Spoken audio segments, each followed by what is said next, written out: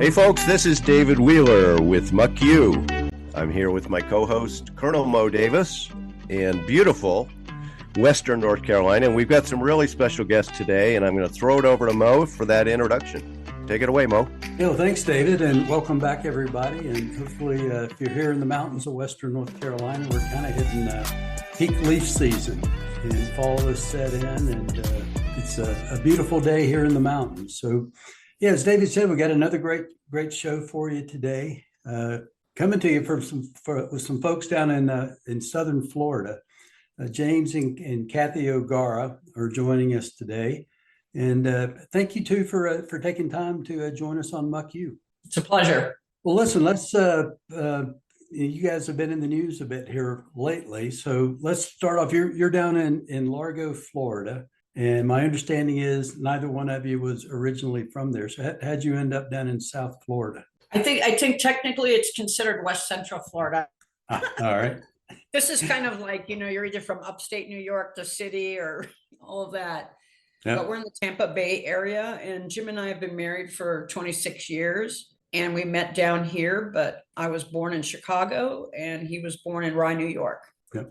And James, you were a Vietnam veteran. What service were you in? I was in the Army. I was combat infantry and served in Vietnam, as you said. Yeah. Well, listen, thank you for your service. It's always great. I was 25 years in the Air Force and spent a lot.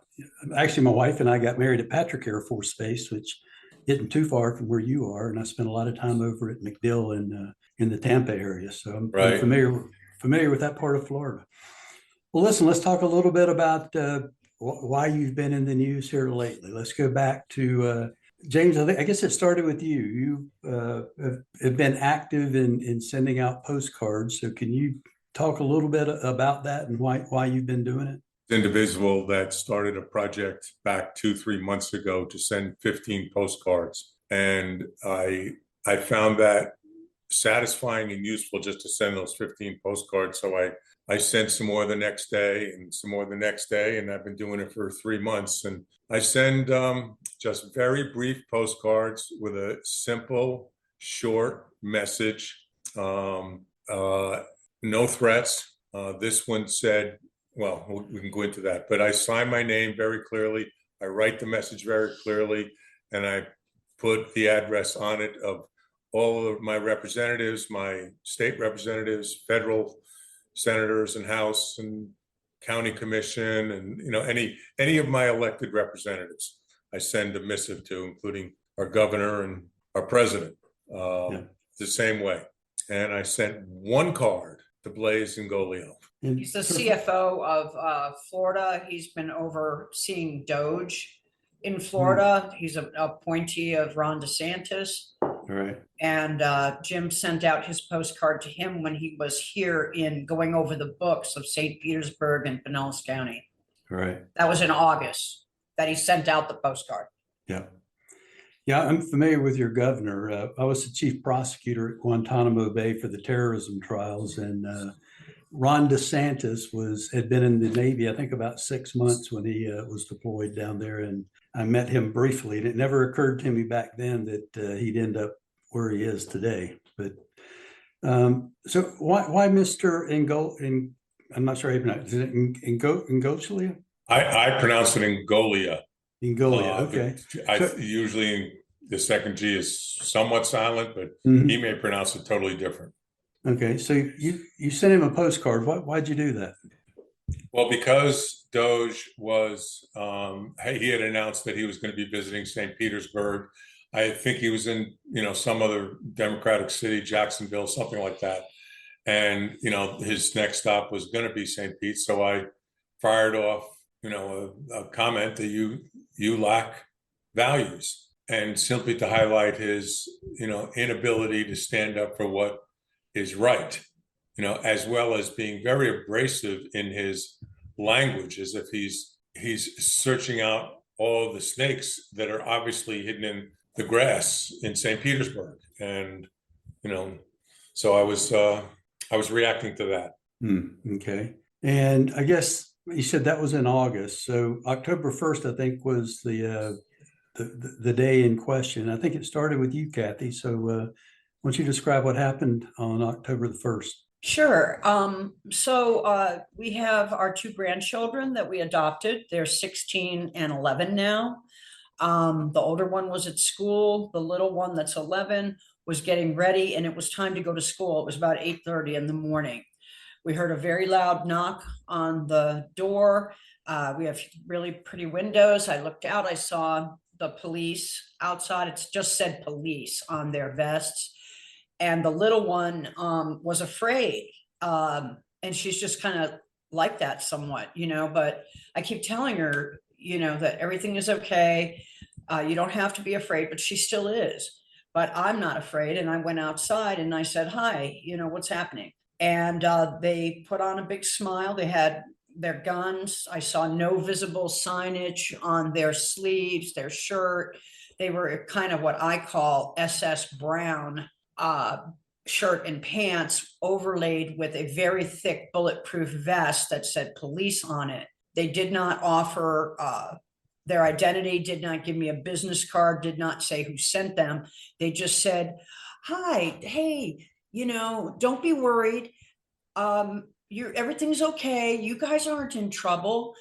So you can just take it easy. We're just here to talk to James O'Gara. May we please talk to him? And I said, sure. But for months I had been practicing that the police would come to our house. And so the only thing I remembered of the things that I was concerned with was I just turned to them and I said, you're not allowed to come in my house, And they said, oh, there's no need. And then I went and got Jim. She came in and said, oh, there's police, they want to see you. And I walked out and I had no preconceptions of, either concern or whatever, I had no idea what they wanted. And Cathy hadn't said anything more than that. And I walked out and they started, hello, are you James O'Gara? They started right in. They did. I realized, fairly quickly that they didn't offer their names. And I was looking up and down their bodies to see if they had any insignia and department names or anything like that, or name tags, or even a badge. One officer did have a badge on his belt, but it was either colored over, but it was all one color and it was unreadable. Besides the fact that he was turned to his side with the badge away from me. So, I realized I was connecting all of that. And then, he starts talking again or assimilating all of that. And he starts asking me, did you write this postcard? And I wasn't really sure what postcard he was referring to. And then he said to the CFO, Blaise Ingoglia. And I was sort of shocked, I guess, at being asked a question. And I was thinking, well, I wrote him a card, and he held up his phone because I was hesitating, and I looked at it and I said, well, yes, I did write that card. I was exercising my First Amendment rights. Oh, no. You've done nothing wrong. You've done nothing wrong. And then I realized that, yes, but you're standing here with flak vests like I wore in Vietnam, and you have police in 6-inch letters across your chest, and you have no other identification, and you haven't given your name. And meanwhile, he's talking and starting to, make small talk. Again, I'm realizing this in hindsight. And then he says to me, oh, hey, you were in the Army. You were in infantry. And I said, well, yeah.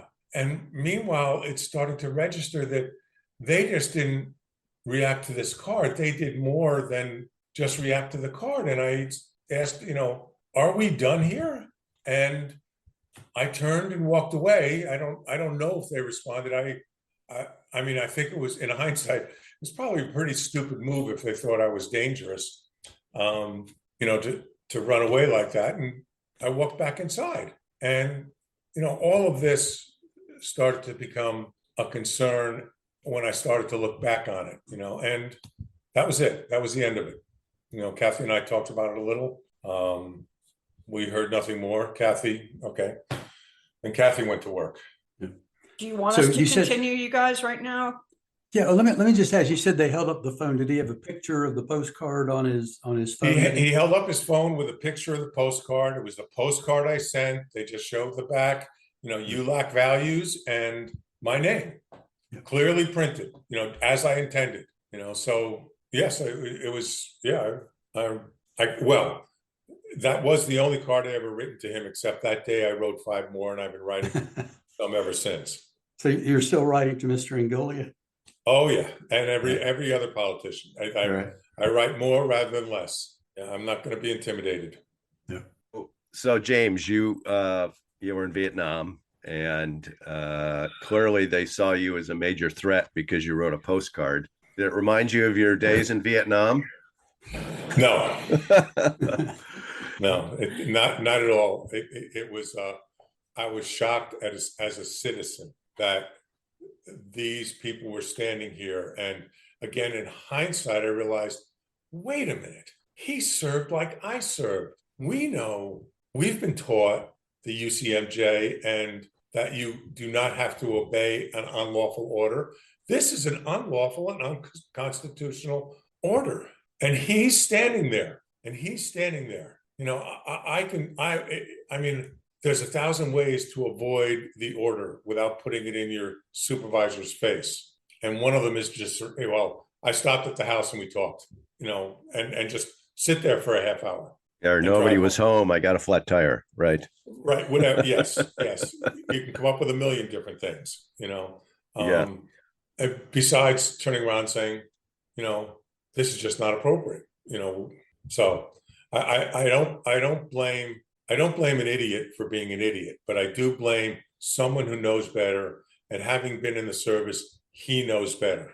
And, maybe this is his first time, maybe it'll be his last, but he needs to know that he's responsible for standing up. Yeah, right. And tell whoever sent him. He probably didn't want to go in the first place. Neither of them did. They're probably staying there thinking just like you, what the fuck is this? I mean, why are we even here? This is ridiculous. But somebody decided to send you a message. Have you heard from other people? Have they done this to other people, James or Cathy? Well, before they were very professional. Yeah. And they did. I mean, I don't know how sincere their apologies were. Well, they weren't apologies. You're not in trouble. Statements, you're not in trouble. But, after you repeat it a few times, you sort of get the message that they keep saying that, but, they're still standing here and being intimidated. So I'm unclear as to whether or not they supported it or didn't support it. Right. So what was the intent? What was the intention, do you think, James, in your mind? Totally, without doubt, 100% intimidation. 100%. They don't agree with us, so therefore they're the enemy, and we have to fight the enemy and put them down and shut them up. Intimidate you from sending any more postcards, lethal postcards? Yes, yeah.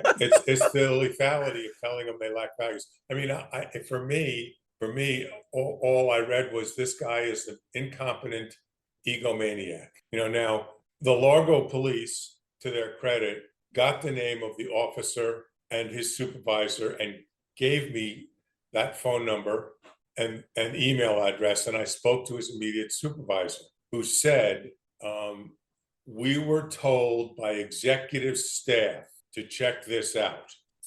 And she said, I don't even know what the postcard said. She was very nice and professional, as was the officer. And when I told her it said, you lack values, she chuckled, realized she was chuckling, stifled the chuckle, and went on.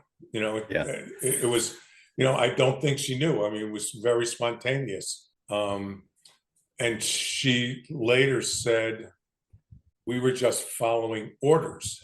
And about that time, I realized, where have I heard that statement before? Yeah, exactly. Yeah. And, again, she was very nice, very human, very considerate, but it was just strange. So James, do you have those people's names, and are you willing to talk about it now, or should we talk about that offline?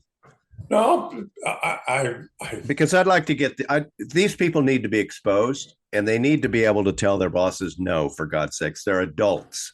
And they're public servants, by the way. They're paid by you taxpayers in Florida.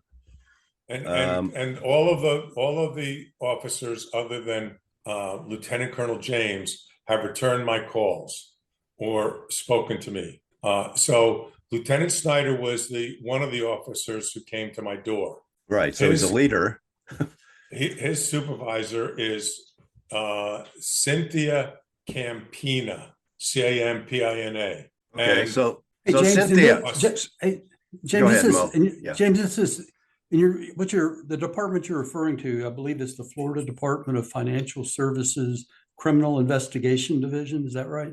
I just knew it was the Department of Financial Services. I didn't even know they had a criminal investigation division, and it was never identified as such to me. Now, is that part of Ingoglia's office? Do they? Yes, it is. Yes, it is. So your local law enforcement folks had nothing to do with this at all? They did not. When I called them after the officers left, they said state and federal authorities have authority to go any place they want. They don't inform us of any time they visit any place in the city. And they have the authority to do so, so we can't interfere with them. But that's when, she took it out upon herself to get the information of who came. And I don't really know how she did it, but she identified Lieutenant Snyder and Cynthia Campina and Lieutenant Colonel James. Well, she probably called them and said, "What the fuck are you doing in my town, harassing my people over a postcard?" I know, I've worked with law enforcement a lot, and there are a lot of good people there, and there's obviously a lot of bad apples. But this is, this sort of thing has got to be called out. It's got to be we've got to get it out into the public so it doesn't happen to other people. Have you heard from anybody else where these folks have shown up on other people's doorsteps? Coincidentally, I've heard from a lot of people. Wow. I've spoken to people who I knew 20 years ago, who called me in the past week, like incredulous that it was me and it couldn't be the same James O'Gara, and chased me down and found me. I've heard from people saying, "Hey, I saw you in the Hendersonville Times, or yes, and there's an article about you," and things like that. Neighbors, saying that they saw various news articles in the Tampa Bay Times, the Orlando Sentinel, that they've read various articles. Yes, it's probably been reported in multiple places at this point, and everyone who's contacted me has been supportive, concerned. Some people have said that, I spoke to my neighbor, that she's the dyed-in-the-wool Republican, and she said, "Well, they were just checking. And I'm sort of like, well, they don't have a right to check. Even if they suspect me of something, they don't have a right. They checked with neighbors before they stopped at my house. Does he have guns? I don't. They didn't know that. But, what if somebody did? What if one of the neighbors said, "Well, I've seen him or with guns or a rake"? I don't know. Hold on a second, James. They went and talked to your neighbors about you? Yes. Yeah, they were. Hey, Mo, yeah, you're a civil rights advocate. Doesn't this sound like a violation of civil rights? Yeah, it does. And it's disappointing because, James, you and I and everybody else who served in the military, including Ron DeSantis, took an oath to support and defend the Constitution. And part of that is, the First Amendment and the right of free speech. And it seems pretty clear that the administration didn't appreciate you exercising your First Amendment rights. I'd be willing to bet that our CFO has not served in the military. I don't know his biography, but he seems to be an ungracious person who lacks values. Hence the postcard to him. So, Cathy, you mentioned to me in a couple emails back and forth that your girls were quite upset about this. How are they doing? Do they understand that this is nothing to do with you and it's more some knucklehead in Tallahassee? Before I answer that, would you mind if I just answer something about what you asked Jim about? Yeah, fire. Go ahead. Please. There were two of the articles that came out in the past 2 weeks. One was from the Tallahassee Democrat. It was written by a First Amendment journalist. That was an article that had a lot of really good information in it. But also there was this one that I just saw last night from a guy named Bill Cottrell. And he wrote of other incidences of them coming to people's houses like this, a couple other incidences. And then he said, geez, what was it? I kind of blacked out when I was going to tell you that, but if it comes to me, I'll go back to it. I just can't remember, but Bill Cottrell, because you'll see for yourself when you read it, that it has happened. Oh, I remember what it was, that he said that on the day, that same day that they showed up at our house, Ingoglia made a statement that said, we'll be knocking on your door. And then it happened. So I just wanted to reference it so you could look at it. Now about the girls. We really had a lot to deal with here about this. Jim and I have always been active when we feel the need to be active and when we're able. Currently, we've been doing a lot with the No Kings protests and all the other protests happening. The 16-year-old that is in high school is surrounded by people that say, we're good Christians, we're Republicans. And so when the police came here, she said, because the little one texted her, she said, see, now you guys are endangering our lives. And you've embarrassed me to everyone.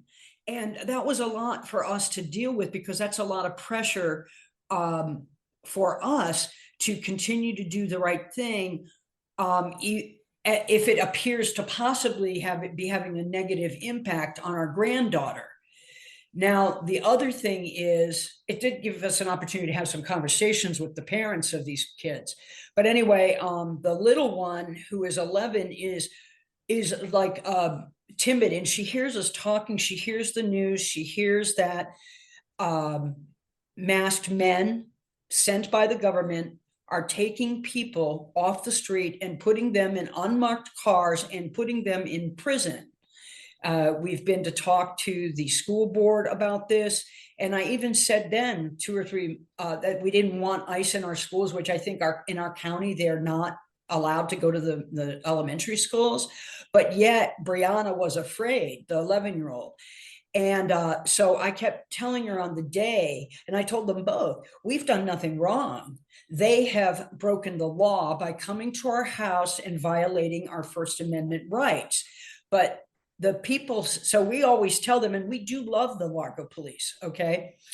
But police is police. So you've got somebody coming to your door with police on them. So really, I can't really say to them, the police are your friends anymore. And I went, and talked to the mayor and the council and said, look, will you protect us? Because the federal government and state government are clearly breaking the law. So we've always admired you. We count on you to protect us. And they say, even as wonderful as they are, we have no jurisdiction. They don't have to tell us because that's the law. And I said, but they're breaking the law. So that means all bets are off. And the mayor from the Axios Reporter told us that she asked the mayor what he was going to do in response to what myself and other people said that night last week. And he said, well, I don't want the state coming here to tell me how to do my job, and I'm not going to tell them how to do theirs. And they wouldn't listen anyway. But what I said that hasn't gotten out there is, it isn't trying to tell somebody how to do their job, to require them to report to you before they enter your city and to show their just cause for being in your city. So I'm not telling my grandkids the police are your friends, because I told the Largo police, we will no longer be answering the door to the police. And I will be calling you if the police show up at my door. I will not open the door. Well, clearly the intent was to intimidate you. So did they achieve their objective? just briefly, a blip on the screen. When my friends told me to start putting encrypted messaging on, that day when that happened, I was afraid to use my credit card. And I realized that I was being intimidated. As long as my grandkids are safe, I mean, I'm 70, I'm willing to have anything happen to me, basically, because I feel so strongly about our constitutional rights and the Constitution and preserving our freedom in our country. But as long as my grandkids are okay, then I'll be okay, if you see what I'm saying. How about you, James? Is it within the same bounds? That is, I have become more convinced of the necessity to keep writing postcards and doing more. In fact, and I was elated, on one hand, that wow, I got a response from my postcard because I actually feel like my job is to put the message out there. And, I write a postcard because, someone can easily see the message. They can flip it over and look at it and throw it out, or they can look at it and say, it's one of those white postcards and throw it out. And, it's having an impact. And maybe it's having an impact on not just the recipient, but the 5 people who may put their hands on it along the way, Right. for all I know. And that my only job is to put the message out there, and hopefully it has an impact. And Yeah. I'll probably never know what kind of an impact. So thank you, Blaise, because I know I'm having an impact, if only on incompetent egomaniacs. Well, I've got to assume that, I mean, that's like, and I'm sure, James, you can appreciate this too, that, we have military members that are being deployed to American cities to harass American citizens and try to intimidate them, kind of like what, the police officers did with you. And I don't think, when I served 25 years in the military, it never occurred to me that, I'd be deployed to an American city to harass American citizens. I've got to assume these guys that showed up at your door, like you said, they'd done their homework. They knew that you were, a senior citizen, a veteran, no criminal record. They had the picture of the postcard. They saw the words, and there's certainly nothing threatening in the words, "You lack values." I can't imagine they joined the police force thinking that their job is going to be to go harass and intimidate citizens in Florida. I'm sure they didn't join the Department of Financial Services. We keep calling them police, when in fact, what I realized later, like I say, police was emblazoned, in reflective lettering, 6 inches on their chest, no other insignia. And it occurred to me that, methinks they shout too loudly that they're police. I'm willing to bet that they are not trained police officers. They might be investigative officers. They might be some sort of law enforcement officer. I would bet that they're not trained police officers. They're not trained in how to deal with citizens. And this was an opportunity to act like a policeman in their minds, and rather than think about the constitutional impact, they thought about, they had 4 cars come into the neighborhood. They had 8 officers. Well, apparently 8 officers, because the 2 cars that were seen, people getting out there, each with 2 officers. The other 2, parked on another street nearby. Well, hold on a second, James. Okay, so now we're up to 2 cars, maybe 3. Worse. It gets worse. Let's hear. We need to hear the whole story, because this is really more than I realized. I thought 2 guys just showed up at your house and kind of like, "Hey, man, we really don't want to be here, but we're doing a threat assessment." So tell us the whole story here, James. Okay, so the whole story came out more afterwards. Cathy immediately wrote up a 1-page document. I mean, within an hour of the police leaving, a 1-page document, both venting and informing. And she went around to each of our 24 neighbor houses, 40 neighbor houses, and handed out these page documents. And and left them on the door if they weren't home, and talked to them if they were, and handed it to them. And so over the next week, different neighbors were stopping us and saying things like, well, it wasn't just that day, which is, what do you mean? One of the neighbors, we have one way into this community and one way out. And one of the neighbors is, she says, I see everybody who comes in here. And he says, she says that, a car will come in, and if within a minute or a minute and a half, it's on its way out, I know that they made a wrong turn, or, they were looking for an alternative, whatever, but it was a mistake. If they take 2 minutes, they're dropping something off. And I saw a black Ford Bronco come in. This is 2 or 3 days before October 1st. A black Ford Bronco come in one day, and they drove around and apparently came right out. The next day, I saw another black Ford Bronco come in, and they pulled down the street a little, and the officer got out and walked around. I couldn't see where he walked, but the officer got out and walked around. And then the day of the incident, Cathy was leaving, and she saw that there was not one, but 2 Ford Broncos that came and visited us. Then another neighbor reported that at some point prior to that, there were 4 Ford Broncos parked on the street, but nobody knew what they were doing, or, that anybody got out and walked around or anything of that nature. So in total, there were there were 4 Ford Broncos, presumably with 2 officers in each, that at least made one visit, if not multiple visits, that people reported. Wow. All of this over a postcard. And all of this by an organization that vows to hold people accountable for how the citizens' taxes are spent. Yeah. Hey, James, how far away is Tallahassee from Largo? 4 or 5 hours. 5 hours, but apparently we understand that these guys were sent to us from some kind of epicenter in Lakeland, which is an hour away. So still, you're talking about four cars with a couple of guys, 2 hours of driving time. I mean, that's right. You would think the taxpayers of Florida would be pissed off that the leaders of the state are wasting their tax dollars on frivolous crap like this. It is ridiculous. So it just adds to the intimidation factor, though, and I don't think that is insignificant.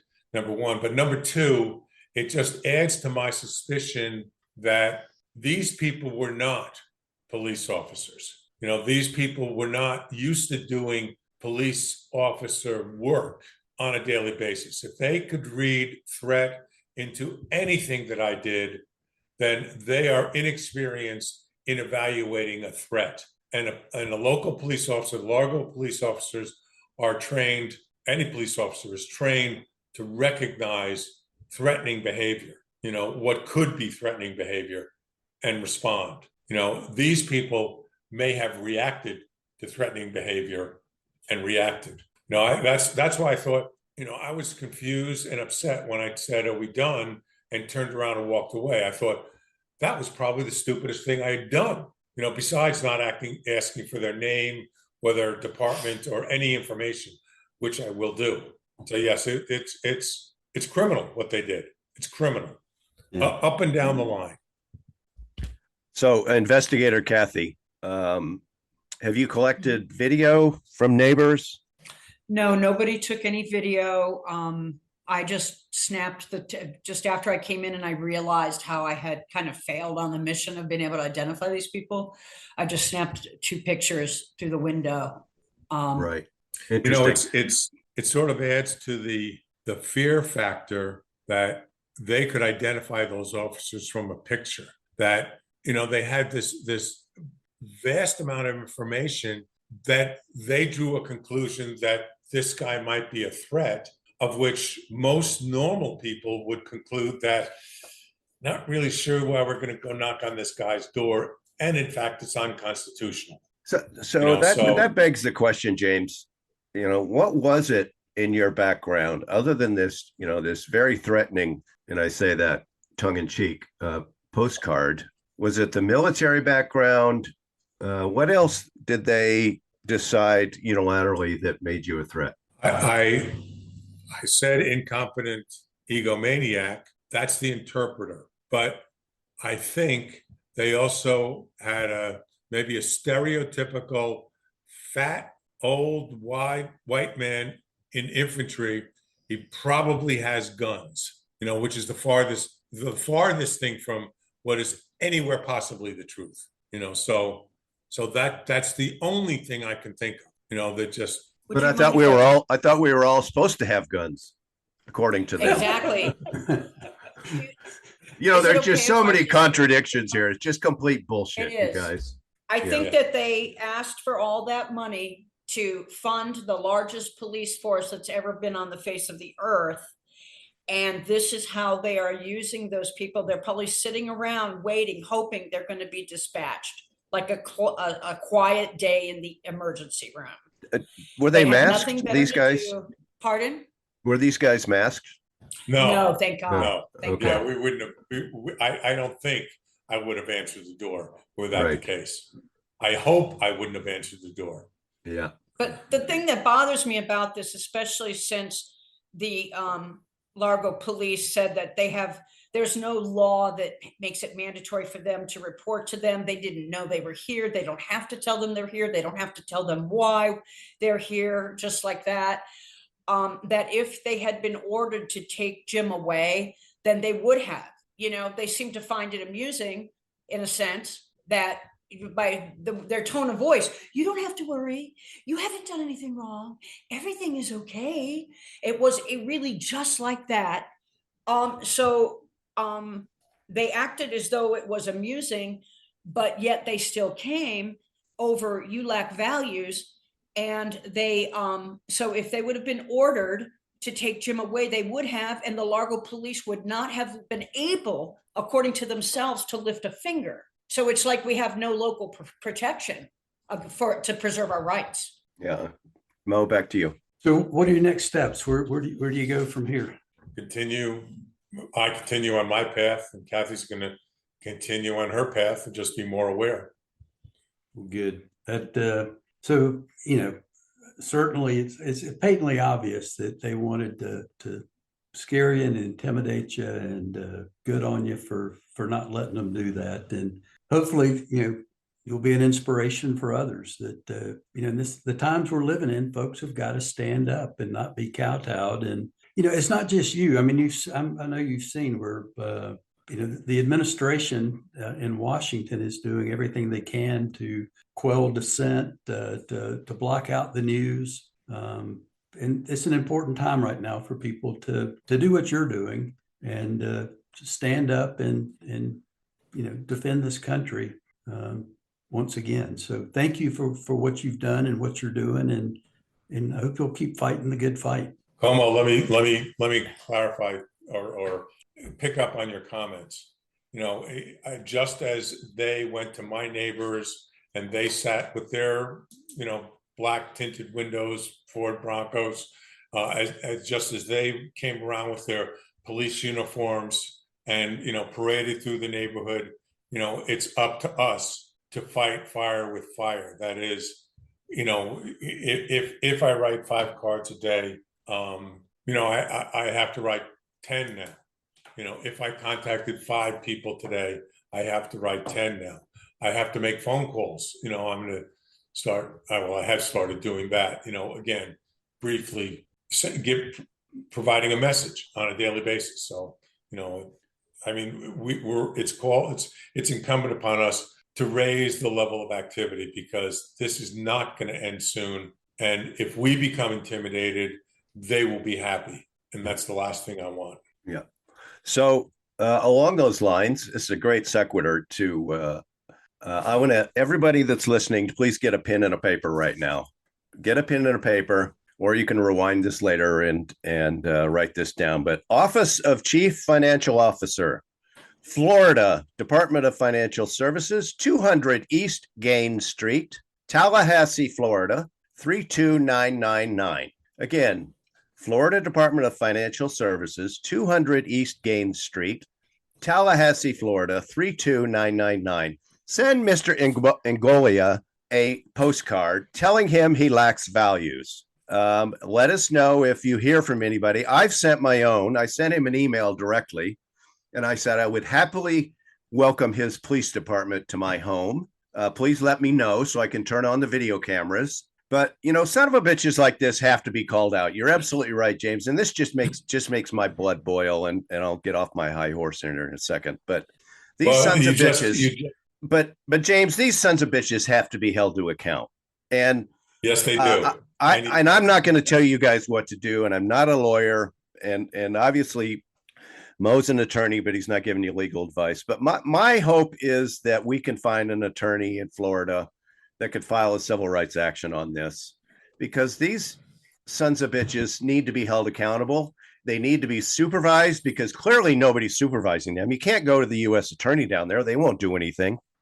So the only way to do this is to probably file a federal civil rights violation lawsuit against Ingoglia, the department, these officers, and anybody else that was involved in this thing, because this is absolutely ridiculous. A postcard sent by a citizen who has every right to do this yields 4 police cars, 8 officers, talking to neighbors, intimidating citizens, scaring the shit out of 2 young ladies in this home, scaring the crap out of a wife of a military member. This just makes my blood boil. I hope there's an attorney out there in the land that's listening to this, or if you know of somebody, please get in touch with me here at American Muckrakers. Again, James and Cathy, I don't want to tell you what to do, but I hope you won't drop this. And the only way to get them to stop and be held accountable is take them to court. You're right, David.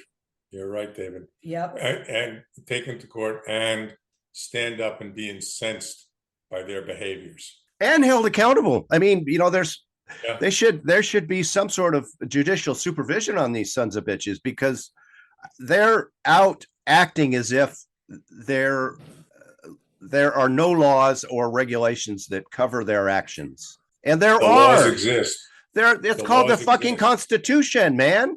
Yeah. So again, I'm sorry to Mo's probably wondering what I'm getting all excited about, but I think we all know why. This excited in a while, but we're excited too. Yeah. Well, listen, we've come to the end of the podcast here, but I reached out to you guys. You guys responded right away. You've been very open, and I'm sorry you've been through this, and it breaks my heart that your girls have had to experience this and kind of thrown some blame your way. But listen, we'll stay on this story. You keep us in the loop. You let us know what we need to help you with. Again, I hope folks will send a postcard to this motherfucker in Tallahassee and let him know how we all feel about him, because I'm gonna start writing my own postcards, James. You've inspired me, Cathy. You both inspired me. And again, thank you for joining the show. I'll let you have the last couple words, and then we'll sign off. Thank you so much. Go ahead, Jim. Last word. David, writing the postcards is actually cathartic. It actually lowers the anger levels. It really does. You know, I have a pile sitting right by my desk, and I toss off a short, brief comment, and I feel better. And I'm doing something that makes a difference, I hope. Okay, well, I think it is, James. I think, and we're going to stay with this story. We're going to help you along the way. I'll do my best to try and find a civil rights attorney that can take this on pro bono, and let's hold these bastards accountable. So thank you, David. Thank you guys very much. And on behalf of my co-host, Mo Davis, I want to thank you both for joining, telling us this incredible story. You're so welcome. Thank you for your time. This has been Muck You, co-hosted by Colonel Mo Davis in Asheville and David Wheeler in Spruce Pine, North Carolina. Thanks to our guests today, Cathy and James O'Gara, whose civil rights have been violated by the Chief Financial Officer of the state of Florida, Blaise Ingoglia. Please send a postcard telling Ingoglia he, quote, has no values, to 200 East Gaines Street, Tallahassee, Florida, 32399. Again, the address is 200 East Gaines Street, Tallahassee, Florida, 32399. Muck You is produced by American Muckrakers. Copyright 2025 and all rights are reserved. Listen to additional Muck You episodes with Errol Musk, Anthony Scaramucci, Paul Begala, Mark McKinnon, and others at AmericanMuckrakers.com. Please subscribe and support our work on Substack. Thanks for listening, and y'all come back for the next episode of Muck You.